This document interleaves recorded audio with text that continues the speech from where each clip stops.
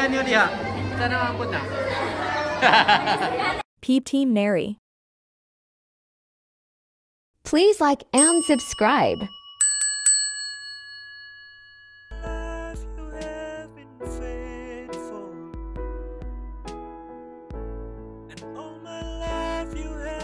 Subscribe to my channel.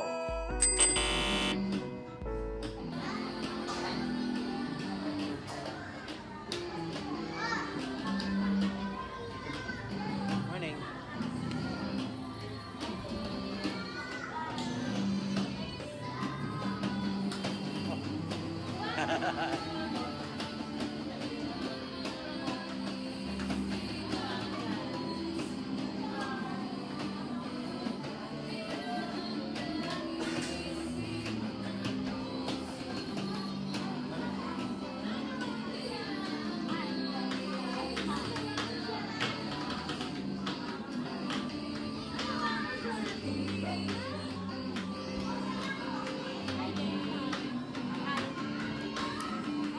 Morning po.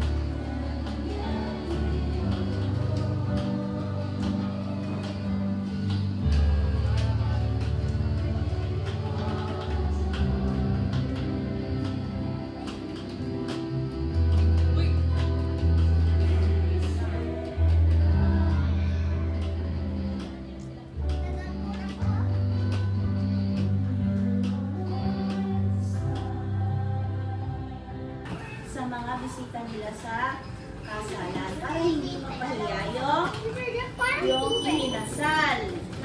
Sino dito yung umatin na ng kasalan?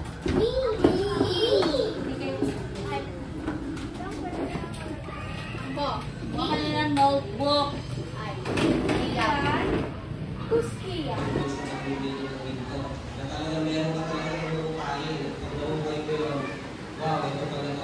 Ang mga makalalat na piraso ng kasulatan ay dito makikita po natin yung mga spiritual na katotohanan na lahat po ng mga itinuturo po ng Apostol Pablo dito. Dito ay talagang sabi ko nga kung ikaw ay magmimina ng isang ginto, hindi ko naman sure kung makakapagpwede. Kaya kinakailangan mo talaga magtyaga, kinakailangan mo mag-give, magpalagin mo ka para maungay mo yung mga magtayan. Pero may mga bagay na natututunan tayo unti-unti. Hindi yung bigla, alam mo na to. Parang gano'n. Papansinin po natin yung pinapanggit po niya sa Pablo ay inilalagay niya talaga sa isang lugar ang word ng kalwalatian. Kaya sabi nga ni Paul dyan, sinasabi rin ng mga nagbabasbas sa iglesia, sumayin niyo nawa ang kalwalatian ng Diyos.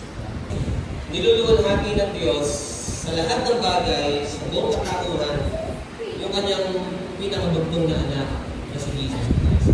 At sabi nga dyan, yung kanyang minamahal na anak ay binanggit niya sa John 3:16, lubos na kanyang kinalugdan. Yung mga Diyos niluluwalhati niya ang kanyang anak. Kailangan din natin suriin ang ating mga sarili na, Diyos na ang Ama.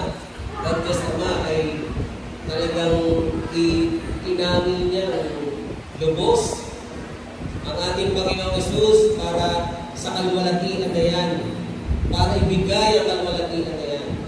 Pero dapat suriin din natin ang ating mga sarili na yung ating bang binibigay sa Kanya ay talagang lubos,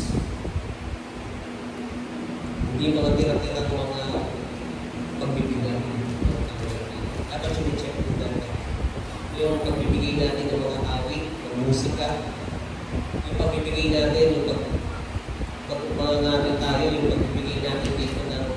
mga nakakala yung Biblia. Ayan. Magbibigay ba ng malatiyan ng sa Diyos? Yung mga musika na gagamitin ko dito, magbibigay ba yan ng malatiyan ng Diyos? Itutuon ba yan sa persona ng ating Panginoon? Bakit natin ginagawa ito? Ano ba? At yung buong paglilingkod mo ba natin, ano po ba ang motibo? Magbibigay ba yan ng malatiyan? O babagay ba yan sa katangian ng ating Panginoon? So tiyakin na lahat, o tiyakin natin dito na ang ating ginagawa ay naglilingkod upang mag-magnify ang pangalan ng ating Panginoon Jesus.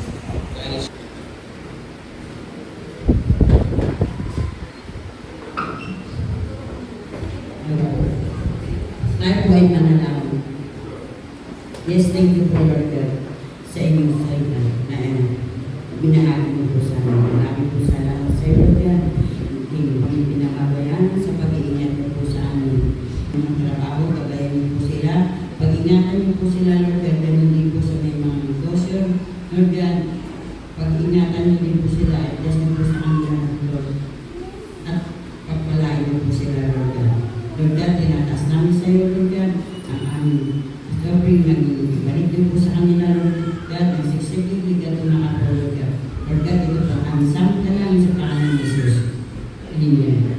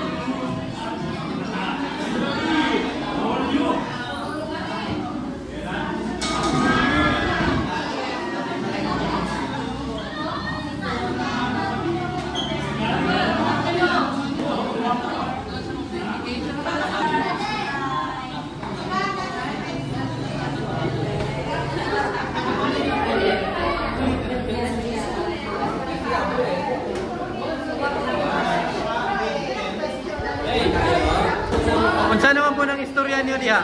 Sana naman po na. May na, istorya na eh.